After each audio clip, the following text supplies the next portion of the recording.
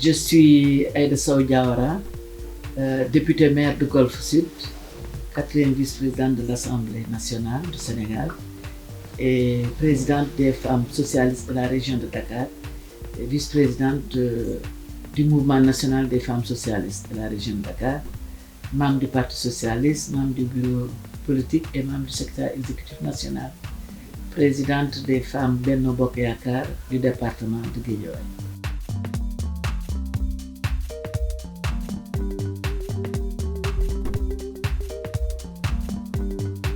Les obstacles, il y en a beaucoup. D'abord, il y a d'autres qui sont d'ordre sociétal, parce que quand nous sommes en Afrique, quelle que soit notre émancipation, la société est là et les réalités aussi.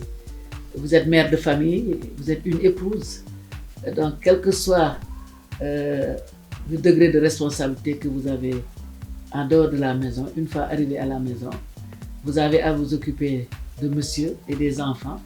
Tout ça, c'est un blocage. Il y a d'autres obstacles, c'est la religion. Vous savez que la religion, je me souviens, je me suis une fois disputé avec un de mes responsables. Et quand on nous avait mis en réunion, au crépuscule, il fallait prier. Donc je me retrouvais derrière tous ces hommes. Il s'est retrouvé, il m'a dit, voilà la place que Dieu t'a réservée. Tu dois toujours être derrière.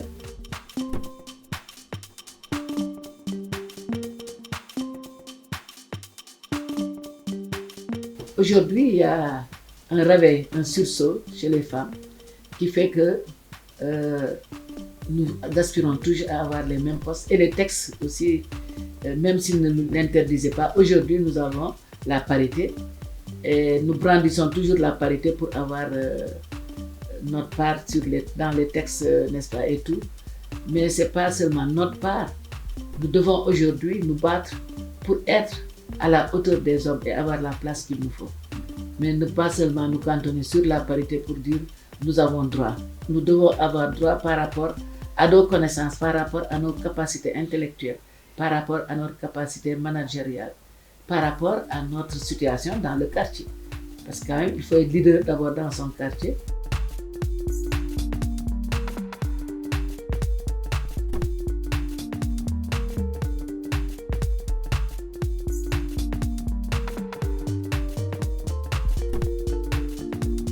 Tous ceux qui sont investis n'ont pas les moyens de cotiser.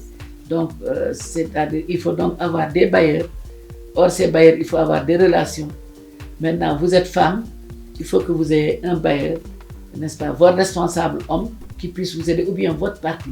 Et si vous n'êtes pas dans un parti, si vous êtes par exemple de la société civile ou une candidate indépendante, vous avez des difficultés à mener votre campagne. Donc, cette collecte de fonds ne peut se faire qu'à partir des gens qui sont nantis et qui croient, parce qu'il faut y croire pour y mettre de l'argent. Donc ceux qui croient qu'il faut y mettre de l'argent pour changer le visage de la localité, ou bien pour changer de maire, ou bien celle que vous pensez qui va faire l'affaire puisse être à la place, il faut quand même l'aider à avoir les moyens de le faire. Or, ce qui est difficile, parce qu'aujourd'hui chacun est frileux de sortir de l'argent, on se dit c'est la politique et puis ça va passer. Mais nous devons y croire, nous autres femmes. Et il y a la solidarité féminine.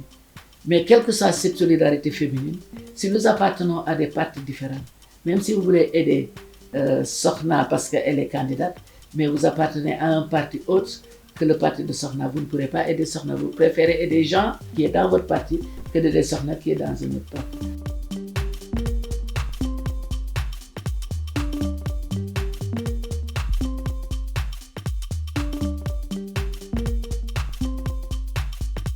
Oui, si vous avez un bon programme, vous aurez toujours un bailleur. Mais ce n'est pas évident. Si vous vous souvenez des élections présidentielles, nous avions des femmes candidates, mais qui se sont retrouvées avec des 0,0%. Ce qui veut dire donc que ce n'est pas toujours évident que même si les femmes ont un bailleur, qu'elles puissent percer. Parce que quand on vous donne, ce n'est pas ce que vous l'avez dans votre sac. Ce qu'on vous donne ne suffit pas toujours. Donc, ce qui fait que les femmes en général sont freinées dans leur ardeur. Elles ont beau vouloir être à la tête, il y a toujours un frein.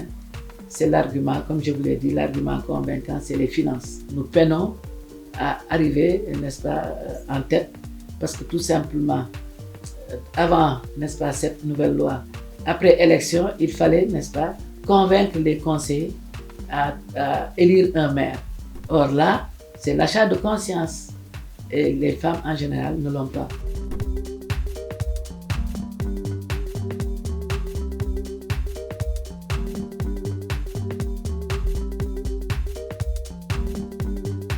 Ce que je conseille aux femmes, c'est vraiment de persévérer.